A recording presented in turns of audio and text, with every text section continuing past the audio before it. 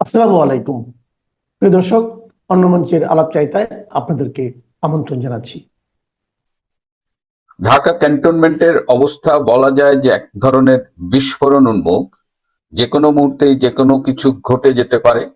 এই মুহূর্তে সেনাবাহিনী, আমি গতকাল বলেছি যে আমাদের অফিসার শুধু নয়, একদম সৈনিক পর্যন্ত ক্ষুব্ধ হয়ে আছে। বিশেষ করে এই 24 জন আহ, সেনা কর্মকর্তার আইসিটিতে বিচারের যে প্রক্রিয়া শুরু হচ্ছে সেটি সেনাবাহিনীর মধ্যে তীব্র ক্রোধের আহ, সঞ্চার করেছে।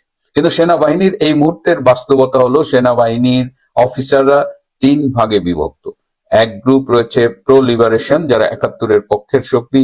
এক গ্রুপ রয়েছে জামাত এবং হিজবুত তাহরির, এবং একটা ক্ষুদ্র অংশ রয়েছে বিএনপি পন্থী। আপনারা জানেন যে দীর্ঘদিন বিএনপি ক্ষমতার বাইরে এবং তাদের সেনাবাহিনীর মধ্যে তেমন সমর্থন বেড়ে ওঠেনি, যে কারণে এখন পর্যন্ত বিএনপির তেমন অবস্থান নেই।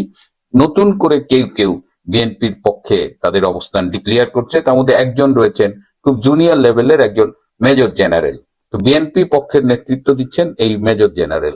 আমি গতকালকের এপিসোডে বলেছিলাম যে মির্জা ফখরুল আলমগীর যখন জেনারেল ওয়াকারের সাথে দেখা করেছেন, জেনারেল ওয়াকার তখন মির্জা ফখরুলের টেলিফোন দিয়ে তারেকের সাথে কথা বলেন।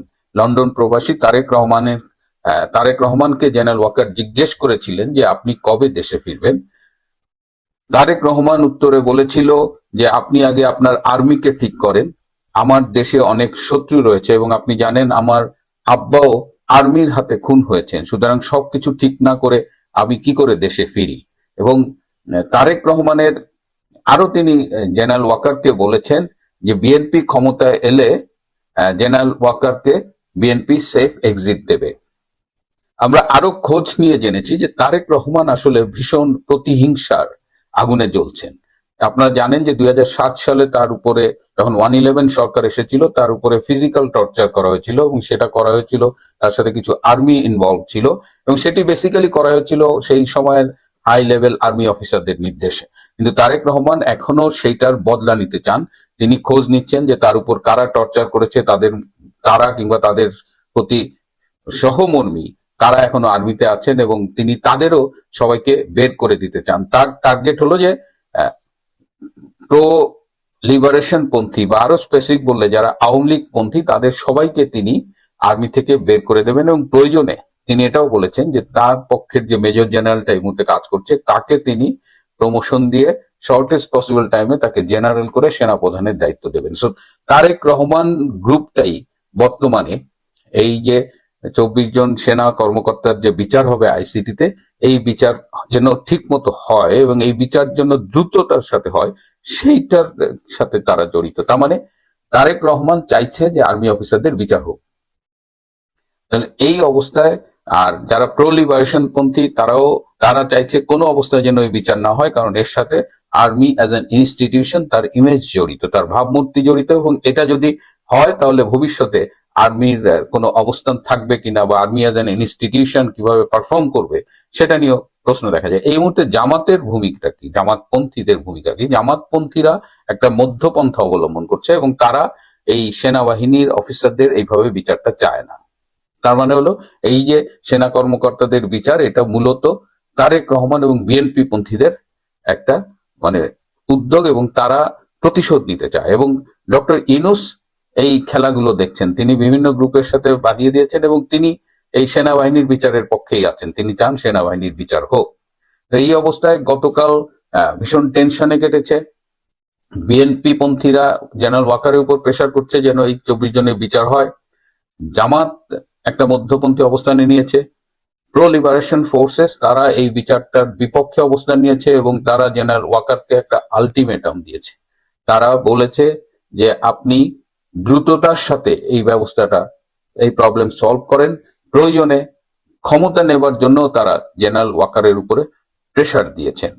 এই অবস্থায় গতকাল রাতে সেনা প্রধান জেনারেল ওয়াকার খান তিনি জামাতের আমির ডক্টর শফিকুর রহমানের বাসায় গিয়েছিলেন, মধ্যরাতে গোপন বৈঠক করেছেন এবং সেই বৈঠকে গিয়ে তিনি শফিকুর রহমানের কাছে সাহায্য চেয়েছেন যে জামাতপন্থী যারা অফিসার আছেন তারা যেন তাকে সহায়তা করেন, এবং তিনি আরো চেয়েছেন যে তার জামাতপন্থী সেনাবাহিনীর অফিসাররা তারা যেন বিএনপি পন্থী অফিসারদের সাথে মিশে বিএনপি পন্থী অফিসারদের এই মুহূর্তে একটু ঠান্ডা করেন। তো এই অবস্থায় এই খবরটি কিন্তু গতকাল পেপারে এসেছিল, এই যে জেনারেল ওয়াকার খান যে জামাতের আমিরের সাথে দেখা করেছেন, কিন্তু এটি পরবর্তীতে এটি সরিয়ে নেওয়া হয়েছে, এটি আর পত্রিকায় নেই, কালের কণ্ঠ পত্রিকায় এটি দেখা গিয়েছিল। তো এই অবস্থায় ক্যান্টনমেন্ট কিন্তু এখন আসলেই খুব টেন্স সিচুয়েশনে আছে, যে কোনো কিছু ঘটে যেতে পারে। আমরা চাইছি না যে এমন কিছু ঘটুক যেটা এই মুহূর্তে পরিস্থিতি আরো জটিল করুক, কিন্তু জেনারেল ওয়াকার টেরিবলি ফেল করছে। এখন এখানে প্রাক্তন সেনা কর্মকর্তা, গতকাল আমি অনুরোধ করেছিলাম দে শুড স্টেপ ইন, তাদের অনেকেই চেষ্টা করছে এই সমস্যাটা নিরসন করতে, কিন্তু সেখানেও বিভক্তি আছে। এক গ্রুপ চাইছে যে সেনা কর্মকর্তাদের বিচার হোক, কিন্তু অধিকাংশ বর্তমান এবং সাবেক কর্মকর্তারা সেনাবাহিনীর এই আইসিটি এই ট্রাইব্যুনালে বিচারের বিপক্ষে।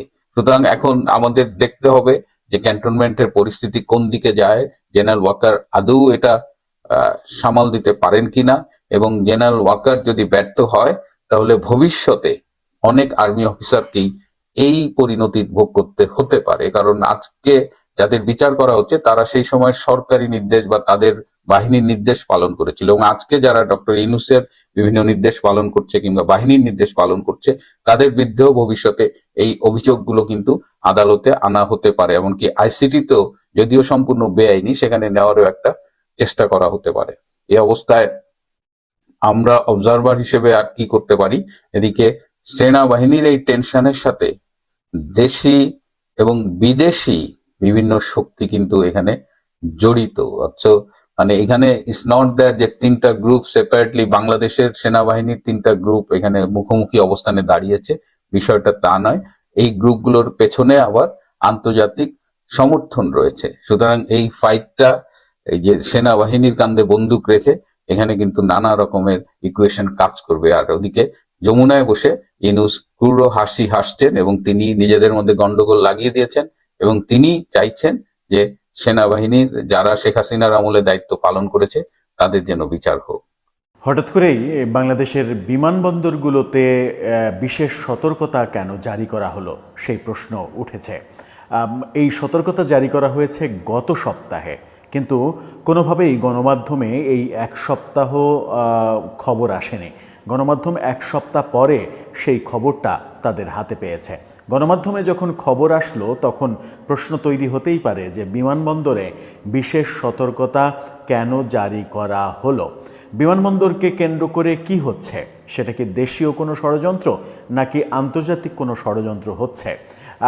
সরকারের পক্ষ থেকে বলা হচ্ছে আন্তর্জাতিক একটা চক্র বিমানবন্দরের ব্যাপারে নানা ধরনের কার্যকলাপ করতে পারে। এই ব্যাপারটা যখন বলা হচ্ছে তখন এইরকম সন্দেহ জাগছে যে বিমানবন্দরের সতর্কতা জারি কি আওয়ামী লীগের নেতাকর্মীদের বিদেশে চলে যাওয়ার এক ধরনের প্রস্তুতির খবর গোয়েন্দা সংস্থা পেয়েছে? তারা কি বিমানবন্দর দিয়ে দেশ ত্যাগের চেষ্টা করছে? সেই দেশ ত্যাগের ব্যাপারটা ঠেকানোর জন্যই বিমানবন্দরে বিশেষ সতর্কতা জারি করা হলো কিনা, সেটাও একটা বড় প্রশ্ন হতে পারে। আদতে পেছনের কারণটা কি একটু বোঝার চেষ্টা করবো এই ভিডিওতে। থাকবেন পলিটিক্স টিভির নিয়মিত আয়োজনে।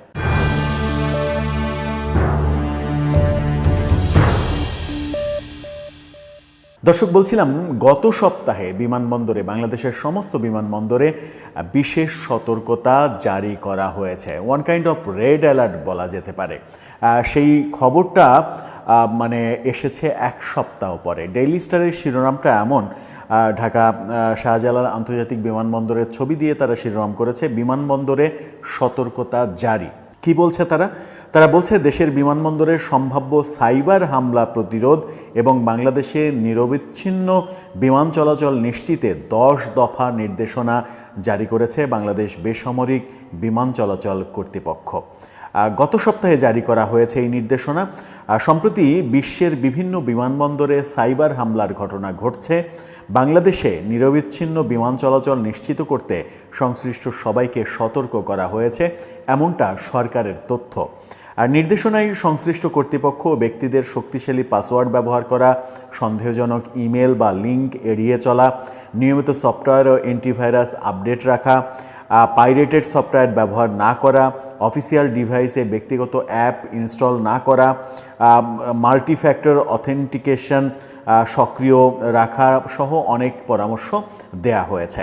একই সঙ্গে কোনো সাইবার নিরাপত্তা সংক্রান্ত সমস্যা দেখা দিলে তাৎক্ষণিকভাবে বেবিচকের CAAB শার্ট টিম, আইটি বিভাগ এবং জাতীয় সাইবার ইনসিডেন্ট রেসপন্স টিমকে অবহিত করার নির্দেশও দেওয়া হয়েছে। সম্প্রতি চেক ইন ও বোর্ডিং সিস্টেম সাপোর্ট দেওয়া একটি প্রতিষ্ঠানে সাইবার হামলার কারণে ইউরোপের ব্যস্ততম বিমানবন্দর লন্ডনের হিথ্রো সহ বেশ কয়েকটি বিমানবন্দরের কার্যক্রম ব্যাহত হওয়ার ঘটনা ঘটেছে। এতে অনেক ফ্লাইট বিলম্বিত এবং বাতিল হয়েছে। ব্রাসেলস বিমানবন্দর এবং বার্লিন বিমানবন্দরেও একই রকম সাইবার হামলায় ক্ষতির শিকার হয়েছে। পাশাপাশি ডাবলিন বিমানবন্দরে এই সমস্যার কিছুটা প্রভাব পড়েছে। এছাড়া আয়ারল্যান্ডের দ্বিতীয় বৃহত্তর বিমানবন্দর কর্কও প্রভাবিত হয়েছে। রয়টার্সের প্রতিবেদন বলছে, সম্প্রতি বিশ্বজুড়ে সরকার ও কোম্পানিগুলোকে লক্ষ্য করে সাইবার হামলার ঘটনা ঘটছে। এই হামলার প্রভাব পড়ছে স্বাস্থ্যসেবা, প্রতিরক্ষা ও অটোমোবাইল সহ বিভিন্ন গুরুত্বপূর্ণ খাতে। রয়টার্স এই তথ্য দিচ্ছে বটে, কিন্তু বাংলাদেশে আশঙ্কাটা কাদেরকে কেন্দ্র করে? বাংলাদেশের আশঙ্কা কি আন্তর্জাতিক মহলকে কেন্দ্র করে, নাকি দেশেরই একটা মহল তৈরি হয়েছে যারা বিমানবন্দরকে অকেজো করতে চায়?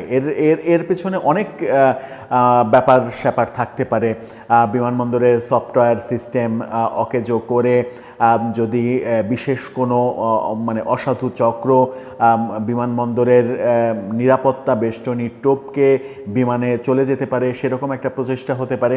আরেকটা সতর্কতার ব্যাপার থাকতে পারে, সেটা হচ্ছে যে সরকারের টার্গেটেড পিপলগুলো যেন কোনোভাবে দেশ ত্যাগ করতে না পারে, সেই ব্যাপারে সতর্কতা জারি করা হতে পারে। কারণ আমরা এরই মাঝে দেখেছি যে অনেক ব্যক্তি বিমানবন্দর পার হয়ে বিদেশে যেতে পারেননি, অনেককে আটকে দেওয়ার ঘটনা আমরা দেখেছি।